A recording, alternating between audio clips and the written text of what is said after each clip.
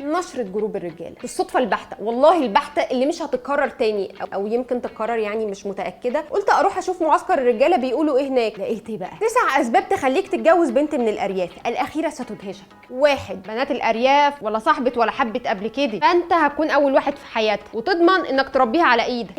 2 عايزه تعيش وملهاش متطلبات كتير، هتعيش معاك في اي مكان انت تختار، ما هي كده كده كانت عايشه في الارياف، اي مكان بالنسبه لها هيبقى جنه. 3 اتربت انها تعيش للراجل اللي في حياتها، الاب الاخ ولاد عمها ولاد خالها واخيرا جوزها، فما تقلقش هي مش هتعرف تعيش لنفسها خالص. 4 الطلاق عندهم مرفوض ومستحيل، فده ضامن ان بيتك وولادك يكونوا متصانين. 5 وهتلاقيها بقى ما تعرفش الكلام بتاع العنف الاسري، الاغتصاب الزوجي والكلام الجديد ده، بالك انت لو اتعصبت عليها وضربتها وكسرت لها ضلع هتفضل برضك في بيتك وتحت طوعك. 6 عارفه ان التعدد من الدين وسنه الحياه، ما كده كده الراجل مش بيكفيه ست واحده. 7 لبسها محترم ومش هتتعبك خالص في الحته دي، هي اصلا مش هتخرج كتير، ما هي ما تعرفش الخروج، فمش هيبقى في خناق وهتبقى تحت طوعك شمال شمال يمين يمين. 8 ما يعرفوش غير شغل البيت، حتى لو قلت لها اشتغلي فهي ست اصيله هتدي لك فلوسها عادي. 9 ولو جات لك فرصه شغل بره فانت مش مضطر تتحمل تكاليف سفرها معاه، انت هتسيبها عايشه مع امك تونسها وتخدمها. ستوب يا ابني ستوب، ثانيه واحده. بمناسبه امك، فال9 اسباب اللي انت قلتهم دول عند ماما، وده لسببين. الاول ان هي لو مش عارفه اي حاجه في الحياه المفروض انت تعرفها لها، اما التاني فالبنات سواء هنا او هناك ما بقوش ساذجين زي الاول، علشان سذاجتهم كانت بتستغل من الرجاله، فبقينا ناخد حذرنا منكم، بطلوا ترموها بقى في ملعبنا علشان المره الجايه هنقطعها لكم. يعني من الاخر كده شايفين ان البنات اللي من الارياف مسلوبه الاراده، وده تطبيق يعني المبدا الحلوى المغلفه والبرتقانه اللي مش متقشره احلى من البرتقانه المقشره.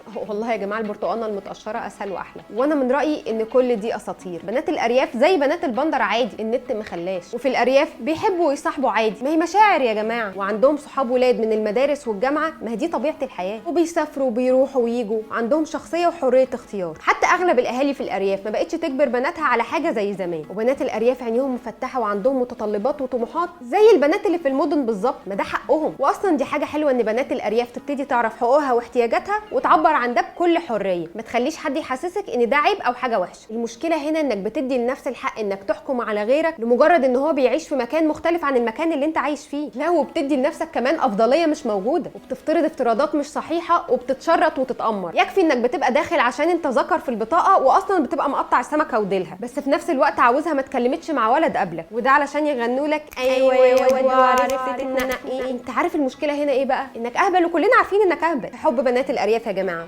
بحبكم. اكتبوا لي في التعليقات مين لسه في ناس حواليه بتفكر بالطريقه دي، اوعى يكون حد منكم يا فنزاتي.